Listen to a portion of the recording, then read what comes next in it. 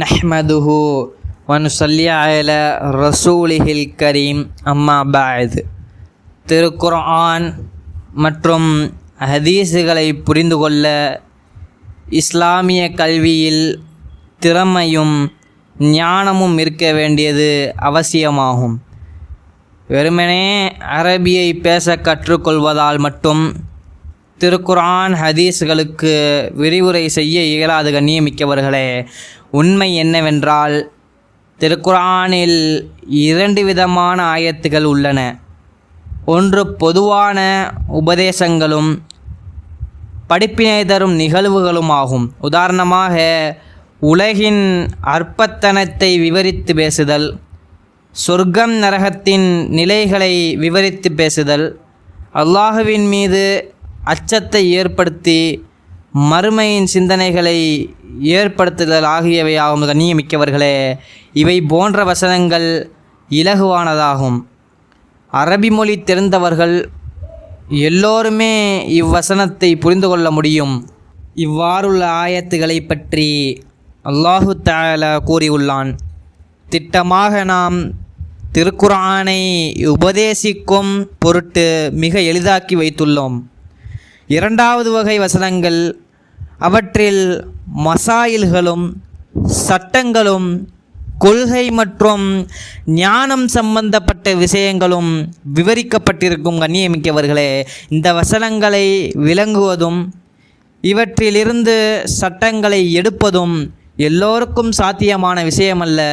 ஆகவே இஸ்லாமிய கல்வியலில் அபார ஆற்றல்களும் திறமைகளும் அவசியமாகும். கண்ணியமிக்கவர்களே, இதன் காரணமாகவே சஹாபா பெருமக்கள் அவர்களின் தாய்மொழி அரபியாக இருந்தும் அவர்களின் மொழியிலேயே திருக்குர்ஆன் அருளப்பட்டிருந்தும் அவர்கள் பெரும் புத்தி கூர்மை பெற்றவர்களாக இருந்தும் அவர்கள் முறையாக திருக்குர்ஆனின் கல்வியை பயின்றார்கள். கண்ணியமிக்கவர்களே, திருக்குர்ஆனின் பொருட்களையும் கருத்துகளையும் அன்னலாரிடம் கேட்டு அறிந்து கொள்வார்களாம்.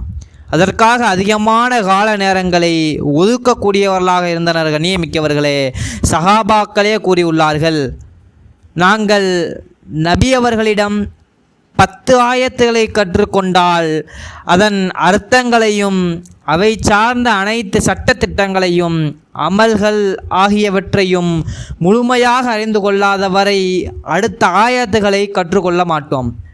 நாங்கள் திருக்குர்ஆனை இல்மு மற்றும் அமல்களுடனேயே கற்றுக்கொண்டோம் என்று கூறினார்கள். அன்பானவர்களே, இவ்வாறே மிக்க கண்ணியமான இல்மிலும் சிறப்பிலும் உயர்வுமிக்க சஹாபி ஹஜ்ரத் அப்துல்லா இப்னு உமர் ரதியல்லாஹு தஆலா அன்ஹு அவர்களே வெறும் சூரத்துல் பக்ராவை கற்றுக்கொள்வதற்காக 8 ஆண்டுகள் காலங்களை போக்கிவிட்டார்களாம். கண்ணியமிக்கவர்களே, சிந்திக்க கடமைப்பட்டுள்ளோம். அதாவது திருக்குர்ஆனை விளங்குவதற்கு அரபி மொழியை அறிந்து கொண்டால் மட்டும் போதும் என்றிருந்தால் அரபியை தாய்மொழியாக கொண்ட சஹாபாக்கள் ஏன் 10 ஆயத்துகளாக கற்றுக்கொள்ள வேண்டும்? வெறும் பக்கரா சூறாவை கற்பதற்கு 8 ஆண்டுகளை ஏன் போக்க வேண்டும்? உண்மை காரணம் என்னவென்றால், திருக்குர்ஆனை விளங்கிக் கொள்ள அரபி மொழி தெரிந்திருந்தால் போதும் என்ற நிலைப்பாடு அவர்களிடம் இல்லை. எனவேதான் அப்பெருமக்கள் நபிகள் ஸல்லல்லாஹு அலைஹி வஸல்லம் அவர்களின் தோழமையில் இருந்து திருக்குர்ஆனை கற்று புரிய வேண்டிய அவசியம் ஏற்பட்டது. பிறகு தாபீன்களின் காலம் வந்தது.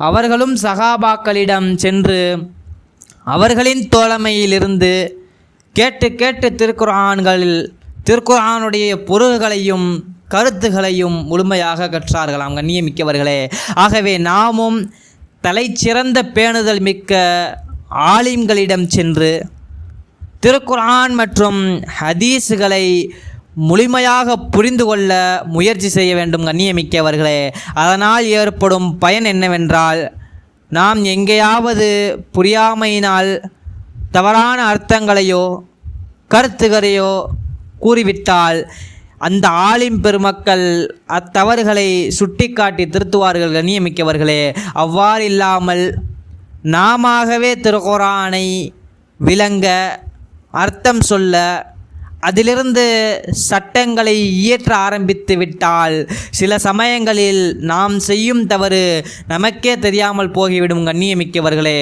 அதனால் நாம் பெரும் நஷ்டத்தை சந்திக்க நேரிடும்.